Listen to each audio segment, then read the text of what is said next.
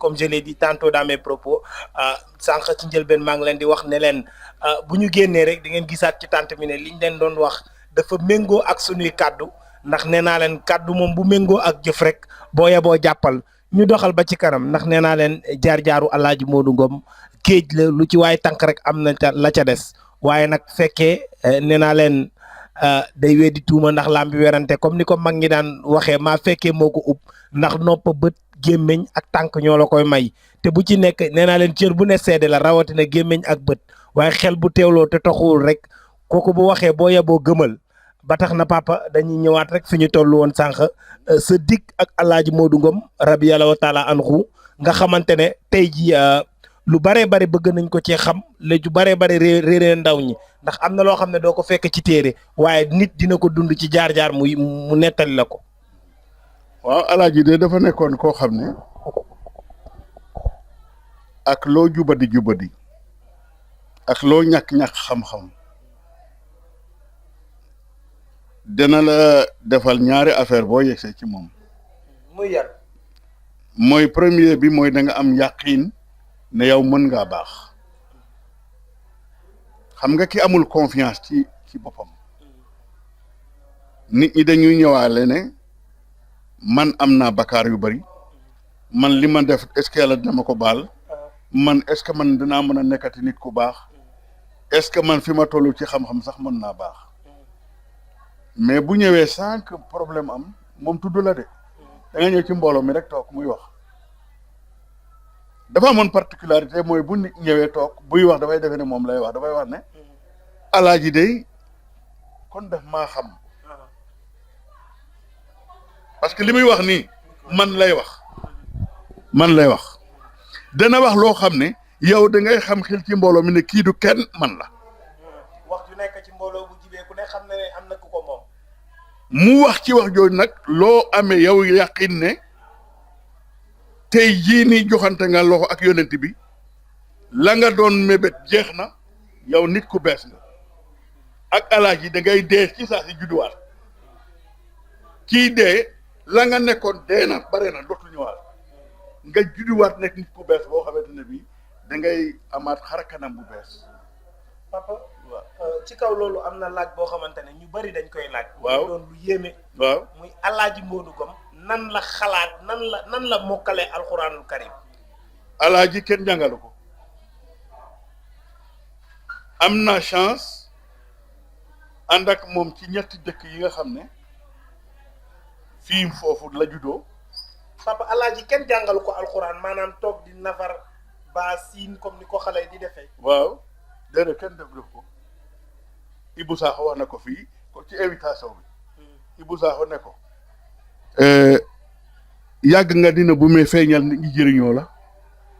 Alaaji Ibou Sakho taxaw na wax ki nga xamante ne moom mooy suñu waajur. waaw Alaaji Modou Ngom radiyallahu taala anhu. waaw ne ko yàgg nga di nëbbu waaye feeñal ñu jariñoo la. waaw lu feeñul njariñam nit ñi de su ko mën a xam. voilà li ma xamee ci Alaaji Mamadou Ngom dama ànd ak moom Mbeewaan. fu Mbeewaan nekk. Mbeewaan Ndorong boo demee ba Xombol. tu tournes à droite. nga jël yoon bi. arrondissement communautaire bu Ngéyeen Sirax. Mbeewaan Ndorong moo ci tegu. Mbeewaan Ndorong. foofu mu la juddoo bi mu amee ñaari at papam gaañu. bi mu amee ñaari at la waajuram bu góor génn àddina. waajuram bu góor moo nekkoon chef de village. moo nekkoon chef de village bu Ndorong. waaw Mbeewaan Ndorong. waaw. ah yaayam comme kii moo ko fa indi woon mu taxu dem ci ay mbokkam Njéen Sirax Njéen Sirax ce n'est pas loin de Mbeewaan Ndorong. foofu waajuram bu jigéen moo fa dëkkoon. waaw waajuram bu jigéen bu mu ñëwee Mbeewaan Njéen Sirax addina bi naqari lool mu dem nag fi mu jógee carrément mooy Njabaxali. Njabaxali. N'oublions pas que El Hadj est né dans les années 30. El Hadj est né dans les années 30. ñi ñu ngi wax li gën a siiw nekk ci ay kayitam le 15 février 1931. le 15 février 1931. léegi en tant que professeur histoire de géographie mën naa la poser question est-ce que mos ngaa dégg ñuy nettali la crise économique des années 30. la crise économique des années 30. waaw le monde entier dafa secoué par une crise boo xam ne dafa daaneel économie mondiale daaneel gouvernement yi. waaw avec la révolution industrielle. léegi xiif dugg àdduna dugg Sénégal foo dem xiif moo fa am donc El Hadj dafa dem Mbewaan ça ne marchait pas mu Mbéyeen Sirax affaire ba tanewul mu dem Njabaxali aussi tanewul il a fallu bi mu amee 8 ans entre 8 et 13 ans yaayam dal di ne daal am na ku ko gënoon a jege fii mu ñëw fi Tëngéej ànd ak moom mu toog fi tëti mère bi gaañu waajuroo wu jigéen. waaw desetul kenn mu des moom kese cundum.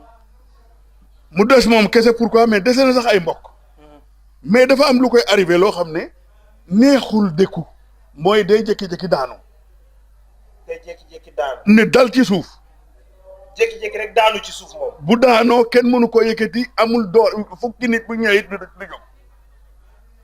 xam nga kooku nekk ak moom dafa neexul bi mu demee ba xam ne nekk ak ñii neexul te it loolu neexu leen mu ñëw fii ci kër gii boobu diggante fii ba Thiawlène benn kër amu fi fii day fees dool ak ndox kenn buggu fi kenn dëkku fi fii kër rek la woon. non fii ndox rek amul kër mu ñëw def fi benn néeg benn néeg. waaw bu guddee muy wax laa ilaha illallah muhammad rasulullah toute la nuit di ko sikar ca kaw ñu ne dof bi du bu bees bi dëkk fii mooy wax loolu benn nit ñi dellu ci seeni mbokk buñ delee ci mbokk yi ñu ne leen waa ji nga xam ne mu ngi fii di wax loolu te moom kese moo fa dëkk mais yéen itam xanaa du ngeen am yërmande ngeen jëm koo faj ci la ay mbokkam ñëw mobiliser luye oto yóbbu ko ci xalifa Ababacar Sy du Tiwaawan biñ ko fa yóbboo alaaji ci boppam moo nettali mbooloo mi nettali ma ne ma jour biñ fa yegsee ba yegg ci toog ci saal bi dafay fekk saal bi fees dal mais ne bi ñu duggee toog rek xalifa dafa jóge ci néeg bi mu doon recevoir mu génn woo benn nit ne ko bool boobu ma la waxoon ñu tibb ko dama am gan dama indi ma ko ñu yenn bool bi indi mu ne dugal ko sama néeg ñu dugal ko sama néeg mu ne yéen ñëw leen ah ñoo ñu ngi door a ñëw ñoom xamuñu li xaw ñu ne ah alaaji jógal ñu dugg ca néeg ba mu jox leen ñu reer ba pare mu ne leen lu nekkoon seen yitte mu ne kii dafa dof complètement ñu bugg nga fajal ñu ko mu ne leen dama yàggal ne ragal ne yéen ñi ko indi yéen a dof moom ki dara jotu dama leen bëgg a xamal ñaari affaire yéen dañ war a faj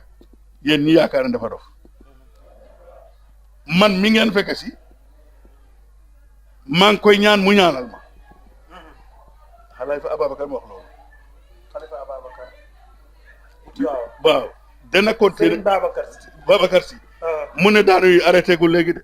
Serigne Babacar Sy la ñuy yóbbul ki nga xamante ne moom alaaji Mamadou Ngom mu ne leen tant que amul ñeent fukki at kenn mënu ko faj tant que alaaji amul ñeent fukki at li muy daanu nii bu ngeen ko buggee ak bu ngeen ko buggul day continuer Serigne Babacar Sy radiyallahu taala anhu moo ko wax loolu El Hadji Malick Sy moo ko wax loolu yéegee kàddu yooyu jëmale ko ci alaaji Modou Ngom mu ne ko dafa yor lu diis loo xam ne antanu ko tant que amul ñeent fukki at du ko antan mu ne le jour bu muy am ñeent fukki at antan ko dootu leen dégg ne daanu na te dana wax kàddu yoo xam ne dana yem aduna et c'est arrivé nee na bi mu amee ñeent fukki at la ko beneen nit fekk fi ne ko sëriñ bi li ngay ñëg fii di yuuxu di dem di ñëw di jël ay xeer di takk sa biir dem ci guy yàlla di julli di del si di lekk gerte di lekk ay kii nee na mu yëkkati une somme d'argent ne ko defal bitig bu ndaw ku fi romb boo bëggee tàngal nga jënd boo bëggee leen jënd gis nga taabal boobu alaaji defoon dem na ba mu nekk actionnaire yi Sococim allahu akbar mu am fi une boutique ba mujj a nekk magasin bi dem ba mu nekk grossiste bi dem ba mu nekk actionnaire yu Sococim di am quota ciment di ko jaay partout dans le monde ba ñu fal ko le meilleur commerçant exportateur importateur de Dakar.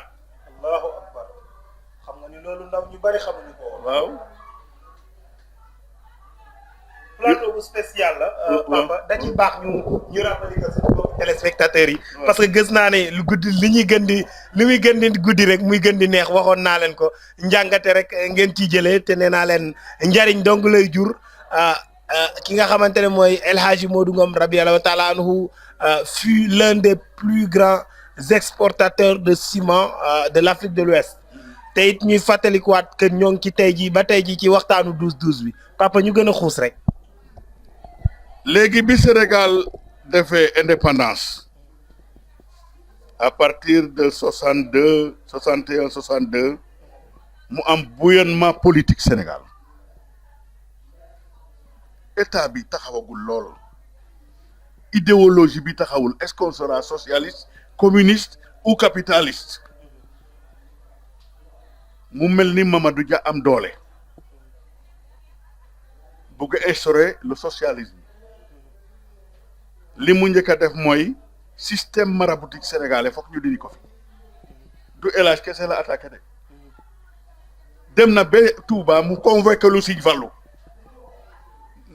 murid yi ne ko bul dem mu ne ko c'est pas la peine bu leen ragal xaareen ma wuyu ko rek ba xaw Mamadou Dia def na loolu Mamadou Dia convoqué Alaaji Mamadou Ngom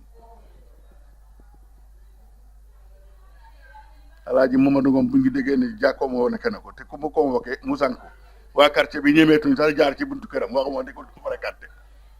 keroog quartier bi triste na mu am fukki nit ak ñaar lu mu àndal waxtaan ak yonent bi ci guddi gi dem Mamadou Dia recevoir ko mais Alaaji xam na ne dans le bureau d'à côté avec une écoute Senghor mu ngi koy déglu bu mu ñëwee toog rek waxul ak Mamadou Dia bi mu nekk en face ak lui non waxul ak moom yonent bi ne ko Senghor mu ngi bureau ubbi na téléphone yi mu ngi lay déglu Senghor deviendra par la suite le très grand ami de El Hadj dafa ñëw rek toog ne yow Senghor yow xaj bu nëpp moo la génn yonent bi nag may na la nga di ma interroger ba 11h jib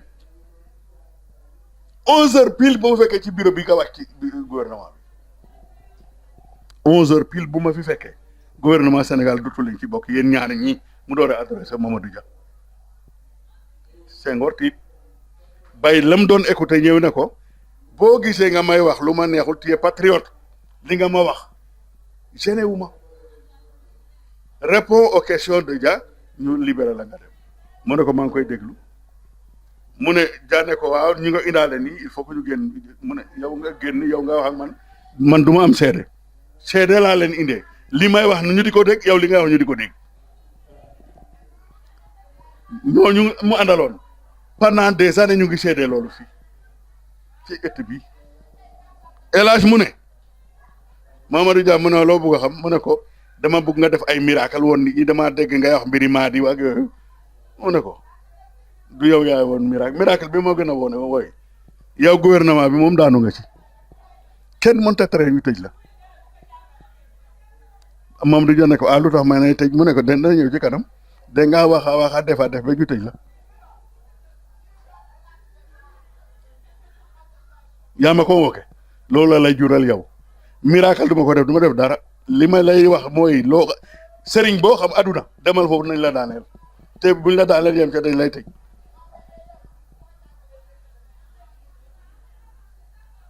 Senghor ne ko libéré ko mu dem jour bi nga xam ne mbokk yi dem nañ ci Mamadou Dia ne ko sonn nga ci kaso bi dama jégalu Alaaji Mamadou Ngom mu yónni fii une délégation ne ko boo demee góor gi mu jégal ma góor gi ne ko man du ma amel ni tax du ma kii nii dama ko doon woon ne moom yi xamul li muy diggee moo tax mu juum li mu def juum te bu rëy la ku ne mënoon na ko def loolu ba mu des man bu amoon xam-xam du ma wax loolu jour bi Dia ñëwee fii di ko jéglu man fii la ma fekk bi mu génnee macha allah. jour boobu alaaji am na doom ne ko sama doom ji ñu ma annoncé ci salle bi yow laa koy tuddee te tuural doom mu ngi fi Mamadou Dia jour boobu nga xam ne moom lañ ko doon génte garage Benteñe bokkoon naa ci ñi Mamadou Dia jiite ci soir man mi donc dama la bëgg a wax ne alaaji Mamadou Ngom bi ko gaañi xamee à partir de ce moment bi mu génnee bureau Dia boobu jaar yi daanoogul def leen annoncé ne à partir d'aujourd'hui du waxtaan naa kenn wéji boobu mu ne man damay tukki jox nañ ma ndigal ma visiter tous les prophètes les 313 prophètes yi nga xam ne Israël moom la xam Mamadou Dia ne ko doo am du ma la jox passeport doo mën a leen réew mi parce que tu n'auras pas de passeport nga ne ko mu ne ko yow wax naa ne amoo xam-xam yow da nga yaakaar ne bu ma demee passeport boo tax may génn fii mu ne ko tu n'auras pas ton passeport mu ñëw préparer walisam le lendemain mu jël avion dem def na ñaari weer et quelque ci àll bi dem na Israël la mujj bi mu demee Israël demandé entrée ñu jox ko mu visiter gouvernement israélien recevoir ko mufti yi ko recevoir il ne comprenait que l'hébreu et là est un wolof il n'est pas allé à l'école ñu koy interroger en hébreu muy tontu ñu bind lettre Senghor ne ko celui qui est venu ici a dépassé le grade de saint, c'est un prophète. Ils lui ont donné un Coran vieux de tant d'années ak ay cadeau yu bari demoon na ba nga xam ne alaaji Mamadou Ngom taxoon na Senghor jubóog Israël xulóotuloo ko ñoom ngir liñ ko jàpp ñu ne ñoom El Hadj lay xam Sénégal yaa ngi dégg li ma wax El Hadj joué na rôle boobu fii léegi nag Senghor bi mu jógee ci loolu Senghor a commencé à correspondre avec lui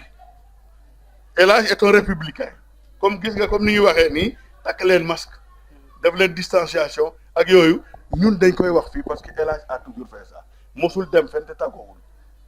te lu gouvernement bi wax ne lii la ñuy def loolu lay d'accord moom il n'est pas un révolutionnaire ou quelqu'un boo xam dafa yow di contre gouvernement bi gars yi di ko taj dégg nga li ma la et d'ailleurs c'est l'un des objets pour lesquels mook Mamadou Dia ils n'ont pas cheminé longtemps parce que Dia bi mu ñëwee rek vers opposé dafa ne man je vais refaire un parti politique et comme El Hadj juboo nañu léegi mu bëgg El Hadj ñëw ci parti El Hadj ne ko nag man lu ma bëgg ci parti kenn man parti yonent bi moom laa wooteel ba pare amatuma beneen parti donc il sait que kii du politique mu bàyyi ko il l'a pas abandonné mais il a vu que mënatu ko woote ci loolu mënatu ko woo ci loolu mais Senghor est resté l'ami de El Hadj j'ai à la maison dans mes archives parce que je suis l'archiviste des lettres que lui a écrit le président Senghor il disait toujours chers compatriotes je suis content de recevoir de vous telle ou telle information je vous ai mis en relation avec le ministre tel ou le préfet tel gouverneur tel man mii xalambaas El Hadj daan na fa ñëw gàmmu escorté par les motards de la présidence mu ñëw fekk ma fa El Hadj Senghor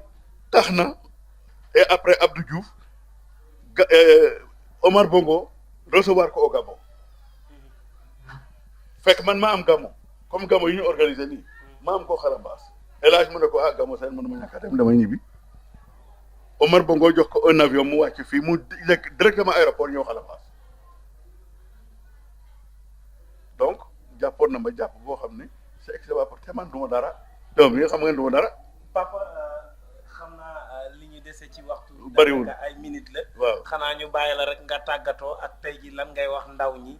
nga xamante ne tey ji dañoo ne ci pas-pas bi ak ñi nga xamante ne dañoo xaw a réer. waaw si tu lis la presse en Europe beaucoup d'Européens sont en train de chercher la vérité et certains le trouvent en l'islam.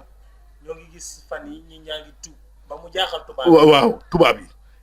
nit ñooñu dëgg la ñuy wut parce que nit ñi bu ñu amee dëgg rek dañuy nekk en repos malheureusement islam yi dafa bari figure yonent bi neen dana xaajoo 73 parti benn parti moo ci nekk ci dëgg ci l'islam waaw ñi nekk ci yeneen parti yëpp bu muy toolee ñu am problème ku bëggul am problème jàppal ci yonent bi loolu la El Hadj wax sallallahu alayhi wa sallam te pour jàpp ci yonent bi ku yegg si fii xam ne jàpp yonent baa ngi fii nous sommes avec le prophète et moi j'en suis convaincu et j'en ai la preuve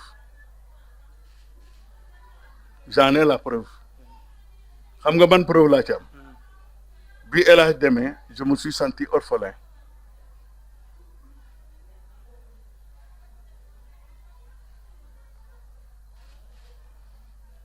j'ai écrit à tous les grands commis de l'État may leen ma dama bëgg a dem mag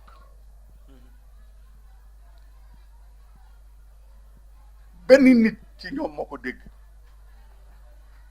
mooy Latif Gueye mu woo imam Massamba Diop mu ngi may dégg mu ne ko dem ma invité Kaffrine jàng yooyu bu tasee kër seen laay dem man dana ànd ak moom mag il n'est pas revenu il est mort sur le coup sur le chemin mais man fekk na ma wut passe amuma ma jël sama xaalis comme je suis géographe ma jëm capitale yi dem naa fi Bamako N'Djamena et cetera dem Arabie Saoudite bi ma ñib si dans le désert ma fanaan ci benn kii boo xam ne pël yi loolu lañ def ci àll bi abandonné ko yonent bi mu ne ma bravo danaa la indiwaat Makka te doo dox ci désert bi mu takkal ma médaille na Alaaji Mamadou Ngom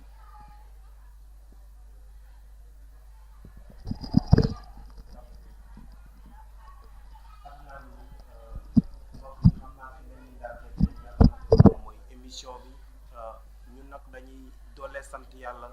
ak yonent bi parce que am na ñu jiite ci métier bi ay ati at ñoo xam ne mën nañu cee jur waaye chance bi ñu yàlla jagleel tey amaana ñenn ñi amuñu ko fekkee koo xamante ne dafa fekkee démb xam lu bari jëm ci yonent bi waaye jëm ci kilifa goo xamante ne tey jii ku sañoon nekk ci keppaaram muy Alaaji Modou Ngom nga xamante ne léppam Seydina Mohamed la sallallahu alayhi wa sallam kon donc dañuy doolee ñaan rek di wax ne képp koo xamante ne seetaan nga maa nga jote ku ko seetaanoon nga jottali ko yal na la yàlla fay yoolu bu dem maam yàlla bi nga xamante ne moom yërmande yàlla ñu yàlla boole jéggal waaye fu waay mën a ne te dund yonent te dund lislaam fu waay mën a ne mu bari mu néew yal na la yàlla nangu ci loolu nga xamante ne loolu nga nekk noonu papa xanaa nga ñaanal ñu rek bismillahi rahmani rahim alhamdulillahi rabbil alamin arrahmani rahim iyyaka na'budu wa iyyaka nasta'in ihdina siratal mustaqim siratal ladzina an'amta alayhim ghayril maghdubi alayhim waladdallin bismillahi rahmani rahim alhamdulillahi rabbil alamin arrahmani rahim maliki yawmiddin iyyaka na'budu wa iyyaka nasta'in ihdina siratal mustaqim siratal ladzina